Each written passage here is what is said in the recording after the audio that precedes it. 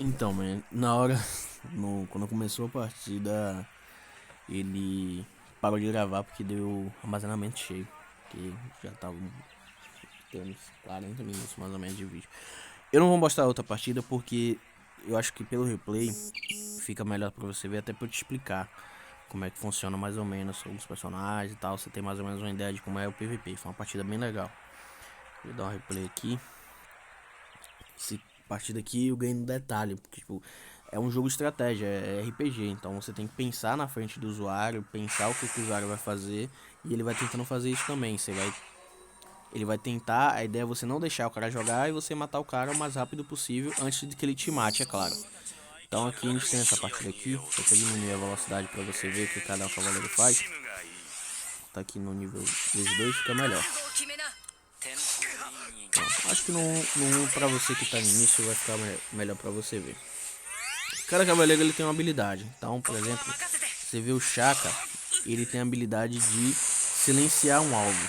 Então, se você perceber aqui na próxima rodada, ele vai silenciar aquele alvo que eu clicar e aquele alvo não vai poder utilizar a habilidade, certo? Então, a Athena ali, por exemplo, ela gera esse campo aqui, tá vendo esse gramado de vermelho, onde ela vai dar 2 de energia pro personagem. E quando o personagem chegar em 35% ou mais, dependendo do nível da skill, ela vai poder executar aquele cara, ou seja, matar aquele cara ali e o cara não volta mais pro. Que tem as questões de personagem que dá revive, tem personagem que morre e volta e tal. E aí ela executa o cara. O Ikki é um personagem escroto, porque ele sobe e vira nessa forma de fênix. E aí a cada ataque, cada ação, tanto sua como do oponente, ele dá uma cusparada no alvo que ele está selecionando. Então a cada ação minha ou do cara, o Ikki vai cuspir no personagem que ele selecionou, que no caso aqui é o Shun. Tá vendo meu Shun divino? Você vê lá, o Shaka, usei o Shaka, ó, tá vendo? Esse símbolozinho que fica o Shaka de silêncio. Ele não pode usar a mesma habilidade que eu usei para silenciar. Ele só vai poder bater com ataque básico normal. Então isso é interessante.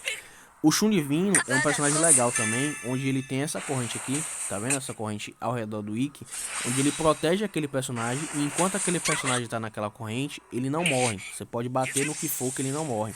Ele só vai tomar o dano quando chegar na vez de novo do Shun. E aí se o personagem tiver morrido nesse meio tempo, ele vai deixar o personagem com 1% de vida e vai sacrificar uma vida dele. O Papillon, você vê, ele vai evoluindo ao longo da partida. Então ele começa na forma de lava, crocodilo, depois vai para essa partezinha de casulo para depois virar a borboleta. E o Afrodite, que não sei nem porque que tá usando, que o Afrodite não tá no meta. Vai estar no meta depois do Clutch Pack, que é outra coisa que você vai ver lá na frente. Que ele sai distribuindo rosa pela quantidade de energias que sobra. Então aqui ele tem 8 de energia, ele vai jogar 8 rosas em mim. E aqui do meu lado você tem a June, onde você usa essa trepadeira dela para dividir o dano. Então o dano que seria numa pessoa só, ela vai redistribuir para todo mundo que está ligado na corrente, na trepadeira dela. A Luna, foi como eu te falei naquele outro vídeo, ela vai dar 2 turnos pro personagem. Você vai perceber aqui que algumas vezes meu Milo já tocou 2 vezes, porque eu dei os 2 turnos para ela. O Shun eu já te falei. Aí tá vendo? Dei 2 turnos pro Milo. O Milo vai jogar 2 vezes. Ele só não joga 2 vezes se porventura alguém der um status negativo. Que são esses aqui embaixo. Que estão vermelhos. São status negativos. Mas no meu caso, como eu uso o Shun, é só purificar o Milo. Que aí o Milo vai ficar normal e conseguir jogar as 2 vezes. Então aqui você viu, eu evoluí o meu Papillon antes da hora. Você perde HP com isso. Eu consegui matar aqui esse Afrodite, senão esse Afrodite ia me matar. E aí eu fui, matei o Papillon dele. E aí, como eu jogo primeiro, que foi o que eu te falei, velocidade, você vê aqui embaixo, ó, eu jogo primeiro do que o time dele. Então, você vê que ele, eu acho que se não me engano no final ele rendeu, porque ele não tinha como ele ganhar, porque eu jogava primeiro. Então, de qualquer forma, o Ikki dele e o Shun dele não iam conseguir jogar antes de mim. E eu fui lá com o Milo, dei 2 turnos. E acho que eu não consegui, não cheguei nem a matar, porque ele rendeu antes disso. Mas você vê como é a partida, então é estratégia. Você vê, por exemplo, o Papillon, ele tem a opção de você forçar a evolução dele. Só que quando você força a evolução dele, você perde HP. Então você fica mais vulnerável. Dependendo do personagem, um tapa que você der no Papillon, ele vai morrer. Então é situação mesmo. Tipo, ali se eu não evoluísse o Papillon, porque ele evoluiria sozinho. Que ele tem a mecânica de a cada ação do oponente, ele vai ganhando uma barrazinha embaixo dele, que quando essa barra completa, ele passa para a próxima forma. E quando ele tá na forma de borboleta, ele ganha 2 turnos, ele é independente da Luna, ele vai toda vez que ele já tá em borboleta e ganha essa barra, automaticamente ele joga novamente. E se você der uma Luna, por exemplo, ele vai jogar 4 vezes em vez de 2. Entendeu? Então eu forcei ali porque senão o Afrodite, quanto mais energia, mais rosa ele joga. E à medida que ele vai te dando rosa, ele vai lhe deixando mais fraco. Então a próxima rosa que ele der vai doer mais. Então se eu não matasse aquele Afrodite ali, o Afrodite ele simplesmente ia limpar o meu time inteiro. Ia me levar todo mundo. Não sei se você reparou também no finalzinho. Eu não usei a June para dividir o dano de todo mundo. Porque o meu Shun e a minha Luna elas já estavam morrendo. Então se por acaso eu colocasse a trepadeira da June, a Athena executaria e aí é o que a gente chama de morrer de tabela. Tipo, ele, por exemplo, ia mirar, não tinha como mirar no Shun, porque eu escondi um Shun que tem as armas dos deuses, que é onde você pode esconder ou utilizar outra arma lá, que você escolhe no início da partida. Que no caso do Wiki, ele usou a lança, onde quando chega na terceira rodada, você não pode usar habilidade, você fica só atacando o básico. Tanto é que meu Shun, eu tinha até esquecido disso na hora, imaginei que o Shun ia usar a habilidade dele para poder soltar a corrente no cara e matar, só que não tinha como.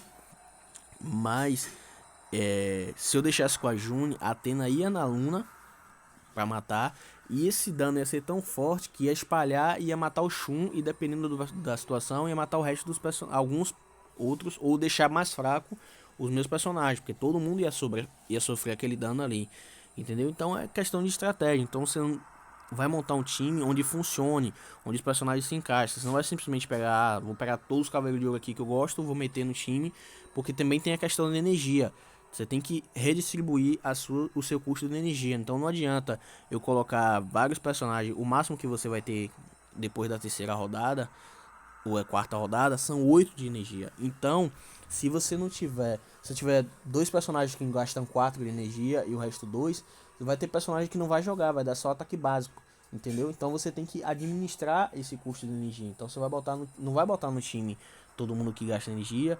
E também às vezes você vai ter que botar, por exemplo, a Athena, que ela gera 2 de energia, ou um Kiki, que gera 2 de energia, para você poder adiantar isso. Então, por exemplo, você pode botar um Kiki e Luna, e aí a Luna dá a chance do Kiki jogar 2 vezes, aí vai gerar, em vez de 2 energia, 4, e aí você já começa com mais energia do que o adversário. Isso serve para combos, acontece muito aqui, onde é uma equipe que ela roda sincronizadinha.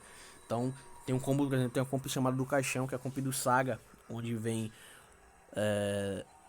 Luna, Kiki, Athena, Shun Divino, Saga e qualquer outro personagem que você quiser colocar. Geralmente vem um Papo, um outro DPS, porque o único atacante do time é o Saga. Então se você matar o Saga, praticamente você matou a comp do time do cara.